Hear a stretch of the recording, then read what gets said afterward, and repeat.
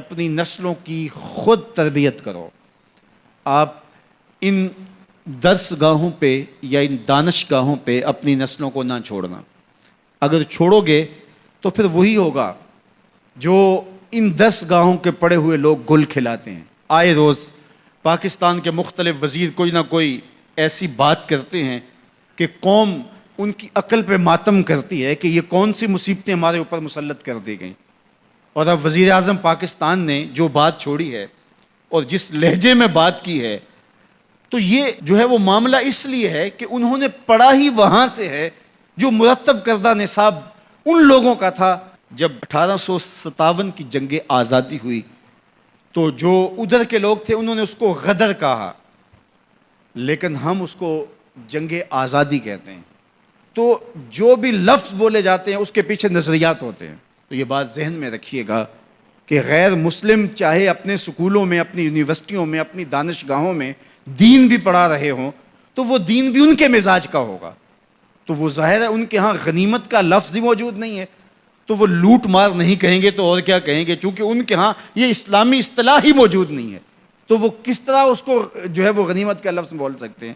تو مال غنیمت اور لوٹ مار کے اندر فرق وہی سمجھ سکتا ہے جس نے مسجد میں عالم دین کے پاس بیٹھ کے دین سیکھا ہو، اور جو وہاں سے ہی دین سیکھے گا آپ اس کے خلوص کے لاکھ قصیدے پڑھ لیں، لیکن یہ بات طے شدہ ہے کہ اس نے جہاں سے لیا ہے تو اس کے مطابق ہی اس کی زبان سے نکلے گا۔ اقبال نے جو لیڈر کی خوبیاں بیان کی، یہ خوبیاں ہونی چاہیے: چے باید مردرا تبے بلندے مشرب نابے دلے گرمے نگاہ پاک بینے جان بے تابے۔ یہ 5 چیزیں ہیں، ان میں سے دوسری چیز مشرب نابے، اس نے جہاں سے پانی پیا ہے، جہاں سے اس نے غذا لی ہے، جس گھاٹ سے اس نے اپنی غذا لی ہے، وہ مشرب پاکیزہ ہونا چاہیے۔ اگر وہ مشرب پاکیزہ نہیں ہے تو اس کے اثرات بدن پر ضرور ہوں گے۔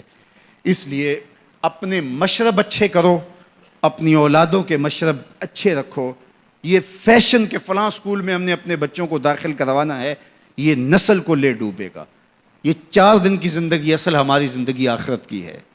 اس لیے اس دور موجود کے اندر اگرچہ اس طرح کی درس گاہیں جو ہے وہ نایاب تو نہیں، کامیاب ہوتی چلی جا رہی ہیں، جس میں اسلام کی روح کے مطابق پڑھایا جا رہا ہو، لیکن آپ کو مجبوراً کہیں بچے داخل بھی کروانے ہوں، لیکن ان کی تربیت کا جوہر آپ کے اپنے ہاتھوں میں ہے، اور کبھی ضائع نہ ہونے دیں۔ مت چھوڑ دیں کہ یہ اسکول، یہ کالج، یہ دانشگاہیں، یہ یونیورسٹیاں، یہ ادارے آپ کے بچوں کی تربیت کریں گے۔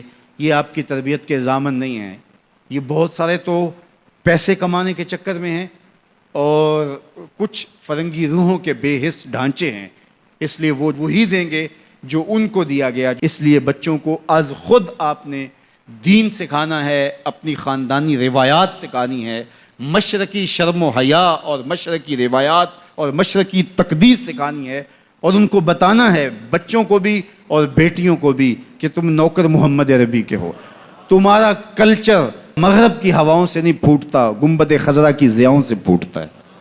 اس لیے ان کی اصطلاحات، ان کی ٹرمز جو ہیں وہ بھی وہی ہونی چاہیے جو اسلام نے ہمیں دی ہیں۔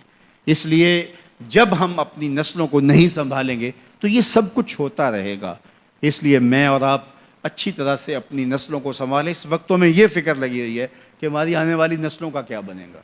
اس وقت پوری اسلامی دنیا جس طرح ری شیپ ہو رہی ہے، اور جس طرح اس کا جو نقشہ بننے جا رہا ہے، اور مغرب اس کے اوپر جو اربوں خربوں پہ خرچ کر رہا ہے، ظاہر ہے نسل کشی کر کے بھی دیکھ لیا، اتنے لوگوں کو مارا تو نہیں جا سکتا، تو اب کیا کرو، کوئی ان کی زندگیوں کو تبدیل کر دو، ان کی ڈائریکشن ہی تبدیل کر دو، ان کا راستہ ہی تبدیل کر دو۔ اب ضرورت یہ ہے کہ ہم نے اپنی نسلوں کو خود ان کی حفاظت کرنی